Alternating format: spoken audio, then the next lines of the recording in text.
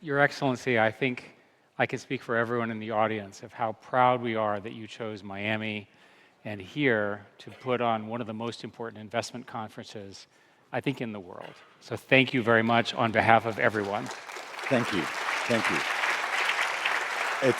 It's really a great pleasure for us to do the third Miami, FII Miami. And thank you, Richard, for all your efforts. The speech of President Trump added so much value to this conference. If I can interrupt you, when I call the president, he doesn't show up at my conference. You called him, and he shows up. I mean, that's what it, you're a governor, you're the chairman of Aramco, and most important, I suspect to everyone in the room, you're in charge of Live Golf. That's it. You see? That's how it works. That's how it works. But getting to more serious things, the president opened the summit on Wednesday and spoke about stimulating the economy and encouraging investments. How do you see the investment in the economic growth, and what is PIF's role? You have so many resources now globally. I know you well personally, and you are the most jet-lagged person I know. Back and forth and back and forth. It's crazy. I mean, if you look at the GDP formula, right? It's government spending plus the I, which is the investments, then the consumption, plus the export minus the import. Now, the role of PIF is mainly the I. And this I, or the investment, will stimulate the whole economy, the whole GDP. If you look at if you look back in history, 2022, Saudi Arabia was the #1 growing economy out of the G20 countries. While interest rate was going, from 2% to over 6.5%, we still grew over 7%. Right. And the main reason was the deployment of investments that we had. So PIF is mainly the economic engine of the kingdom, and that's part of the Vision 2030 that we have. We have established about 103 different companies in 13 different sectors. And we're doing this not only internationally, but we're doing it both domestically and internationally. Our focus right now is on the domestic deployment.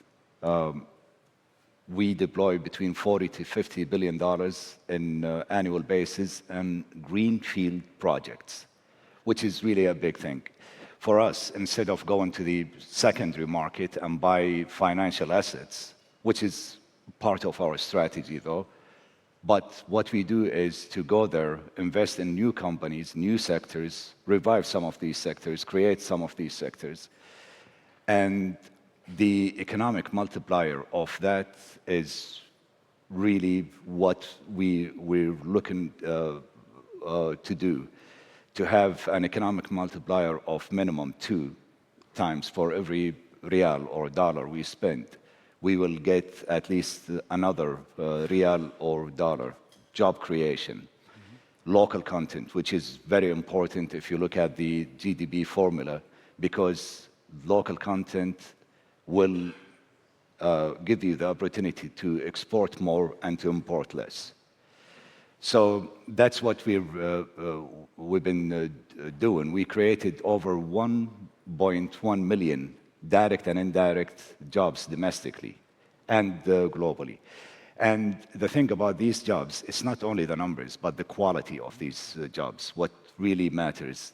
So that's what we've been doing since the first strategy that we have released back in 2017.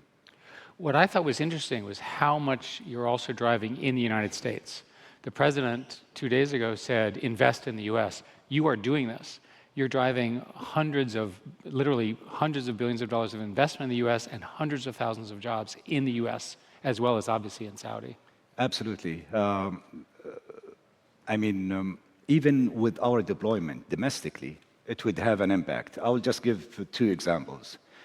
Riyadh Air, which is a new company that we have established to connect Riyadh to the rest of the world with more destinations and more frequency, just put a contract for Boeing 2 years ago for about 20 plus billion dollars. This 20 plus billion is creating more jobs in here in the US. Another example is Savvy, which is one of our e-gaming companies, one of the largest. It became one of the largest companies. Acquired a company in the US, which is Scopely, for about 4.9 billion, although we consider it as domestic deployment, but it's going internationally. In addition to what we do with asset managers and with other companies. We, as you may know, we are the largest investor in Lucid.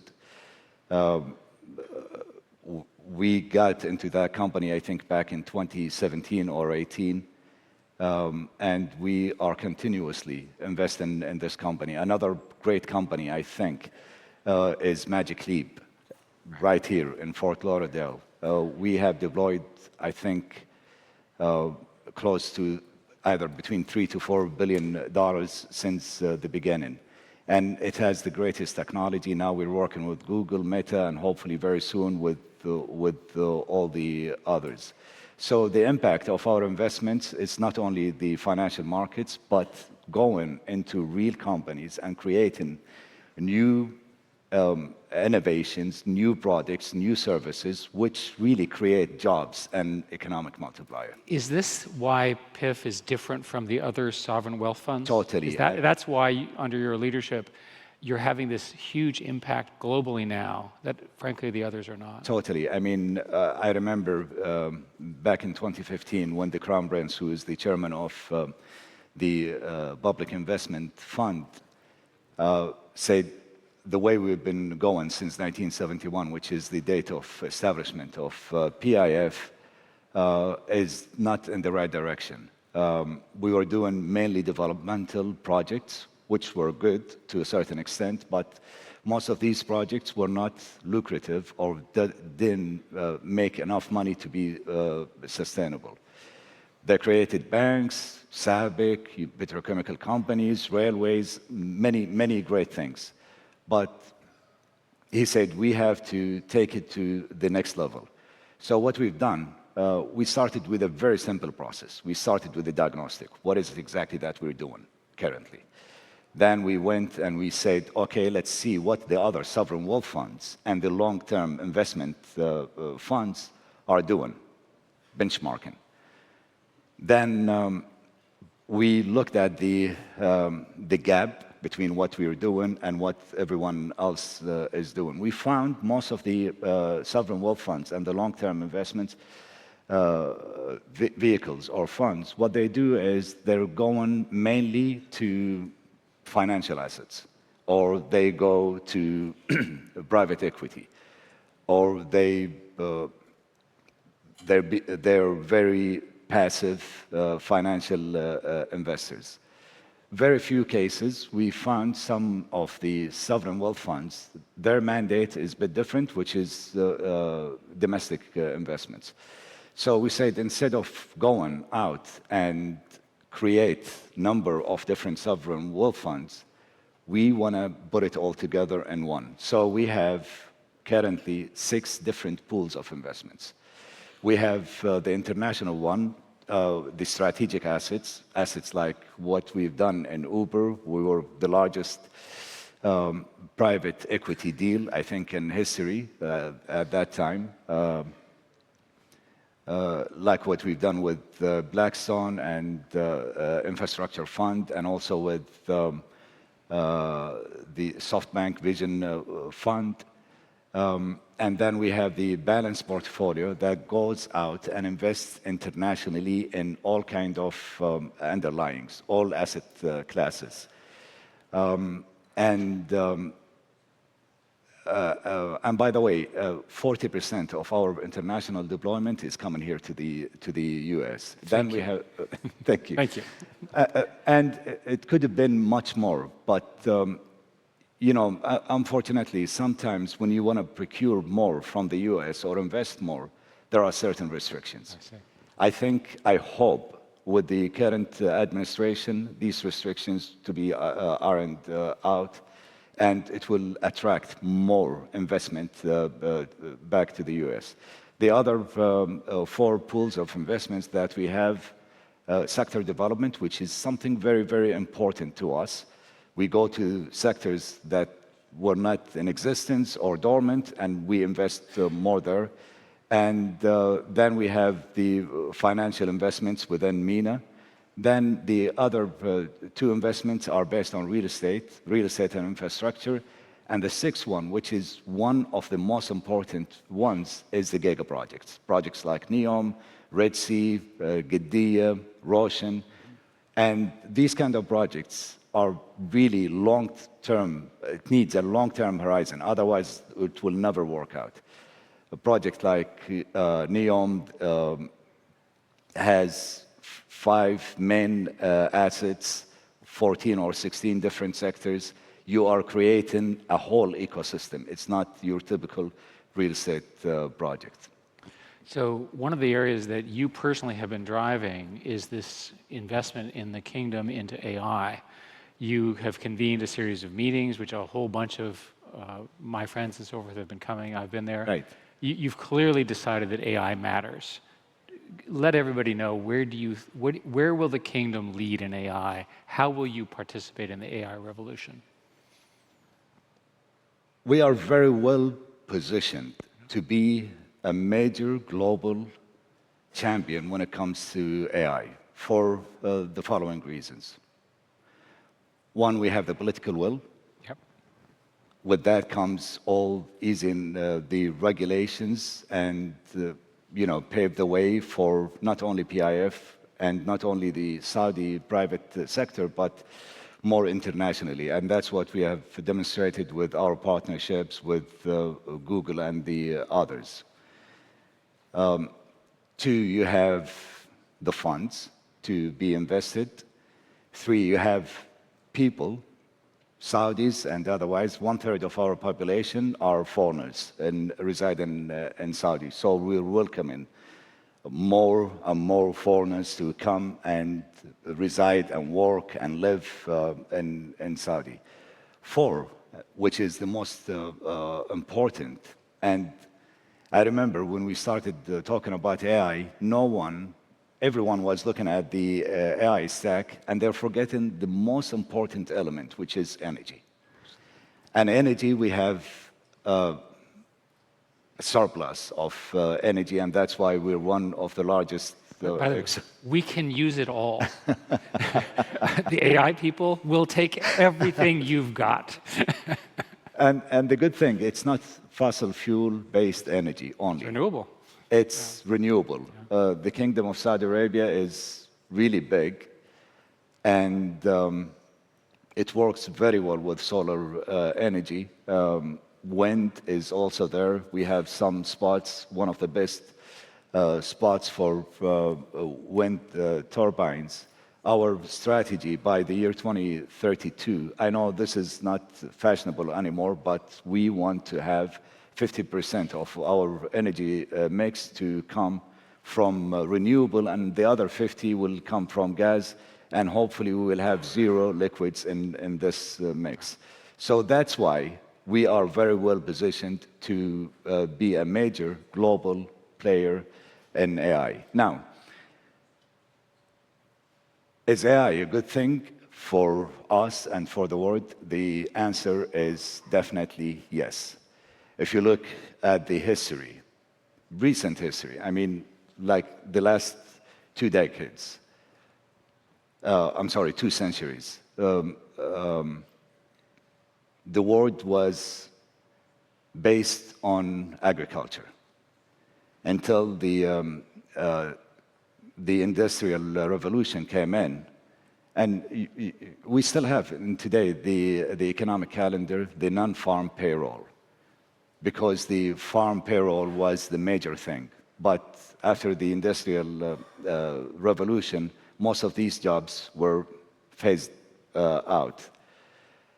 And then after that comes in, you know, the radio, the television.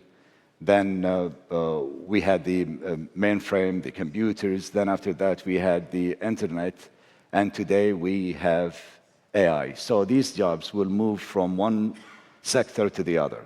We will continue on creating more jobs for most people, and we will definitely, with the use of AI, we will be in a better place as a human. So I think